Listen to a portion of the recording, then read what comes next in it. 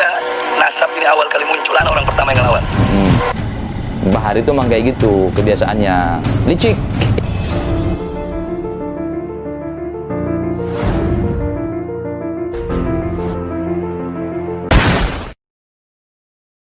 Si Bahar ini, dia itu licik. Ini sebelum saya kupas, saya tafsirkan, kita dengar dulu matannya ya. Matannya kita dengar dulu dari Bahar. Nih. Dan asal itu orang tahu, anak mulai sekarang udah gak mau bahas masalah nasab. Kenapa? Ketika nasab ini awal kali muncul, anak orang pertama yang ngelawan. Tetapi anak berjuang. Gini, di awal dia katakan mulai sekarang dia tidak mau lagi untuk membahas masalah nasab. Karena apa? Anak orang pertama yang ngelawan. Nah. Tetapi anak orang pertama yang ngelawan.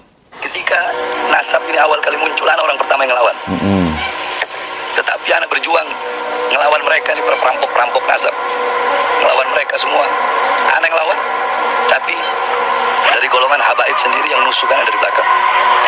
Jadi seolah-olah di situ dia korban. Seolah-olah Bahar dikhianati, Bahar diliciki, dan seterusnya ya ikhwan. Padahal faktanya tidak begitu ya. Jadi hati-hati narasi-narasi semacam itu. Sekali lagi makanya tadi saya kasih kode di awal itu. Bahar itu emang kayak gitu kebiasaannya, licik ya. Licik, sangat licik. Anak paling benci dikhianati. Seandainya lu benar dikhianati, lu bisa apa Bahar? Bisa apa? Dulu di awal-awal saya melakukan pembongkaran, khususnya kepadamu Bahar, pendawiran segala macam, saya mengabsen orang-orang yang mengkhianatimu. Kamu bisa apa? Orang yang mencari uang di belakangmu atas namamu, atas nama pondokmu, kemudian uangnya dimakan, diembat, itu kan mengkhianati namanya.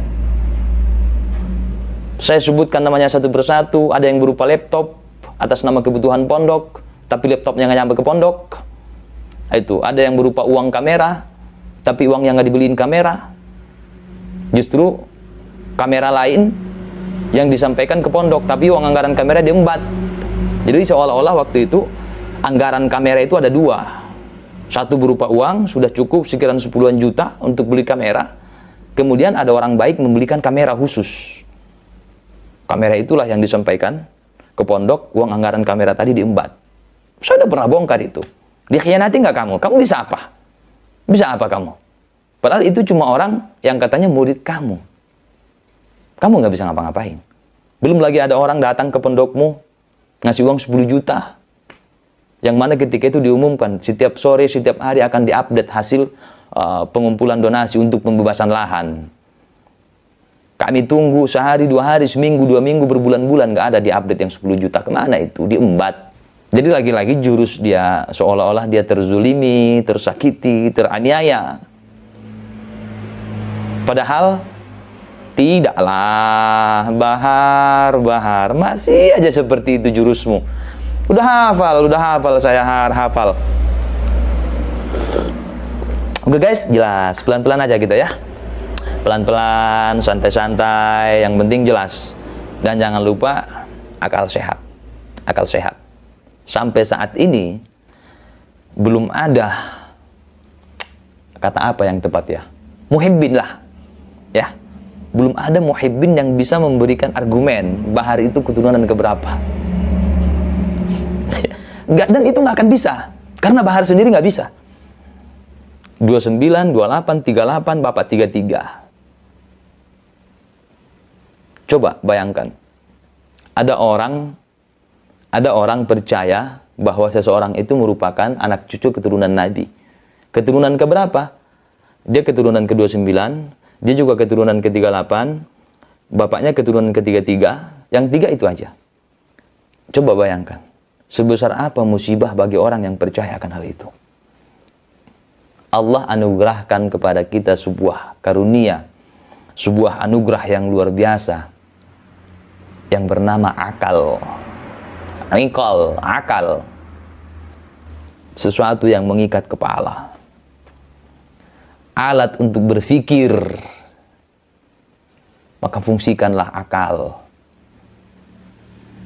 Kebenaran itu selalu bisa diterima oleh akal kalau kebenaran. Tapi sesuatu yang tidak benar itu susah untuk masuk akal. Misalnya itu, yang mulia, anak cucu Nabi yang ke-29. Yang ngomong siapa? Bahar. Kemudian klarifikasi. Waktu itu, ana ngomong keturunan ke-28, ana baru bangun tidur. Yang betul itu, yang benar itu, ana bukan 28, tapi ana keturunan ke-38. Yang ngomong siapa? Bahar juga.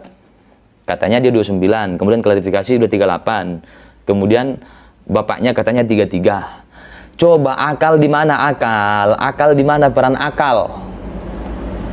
Itu. Salam akal sehat dan akal cerdas. Terima kasih untuk semua perhatian.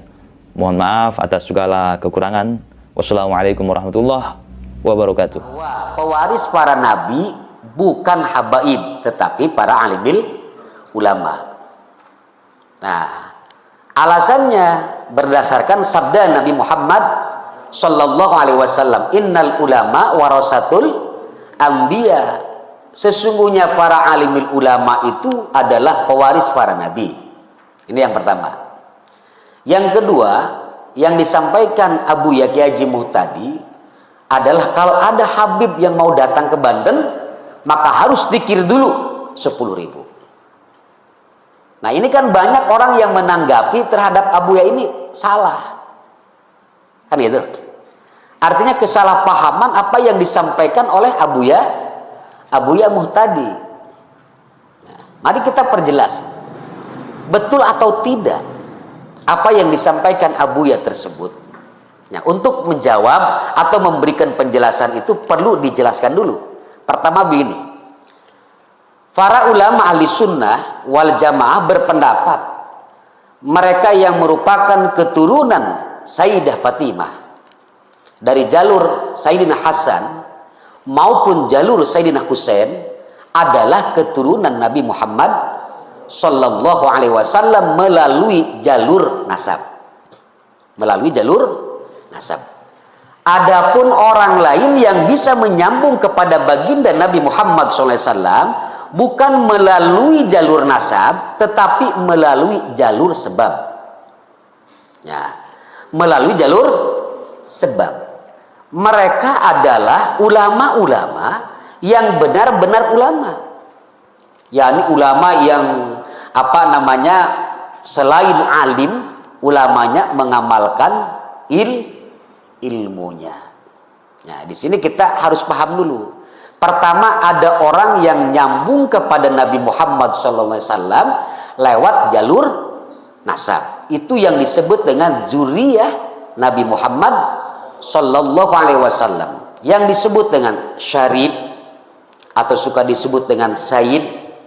Ada juga wa fi adatil hadramaut, orang hadramaut ini adat ya, bukan menurut agama tetapi adat. Karena kalau dalam ajaran Islam turunan Rasulullah SAW itu disebut dengan syarif atau sayyid. Sementara wa fi adatil hadramaut, kebiasaan orang hadramaut, nah ini supaya ada bedanya dengan yang lainnya, mereka menyebut dengan panggilan Habib ya. Dengan panggilan apa? Dengan panggilan Habib. Ada yang secara umum, ada yang secara khusus. Kalau secara umum itu adalah Habib itu adalah setiap orang yang mencintai dan dicintai. Jadi bukan hanya dia dicintai, tetapi harus mencintai. Dia mencintai dan dicintai. Kemudian lafaz Habib ini juga dimutlakan atau dikatakan bagi orang yang nasabnya tersambung kepada Ubaidillah, Alwi bin Ubaidillah.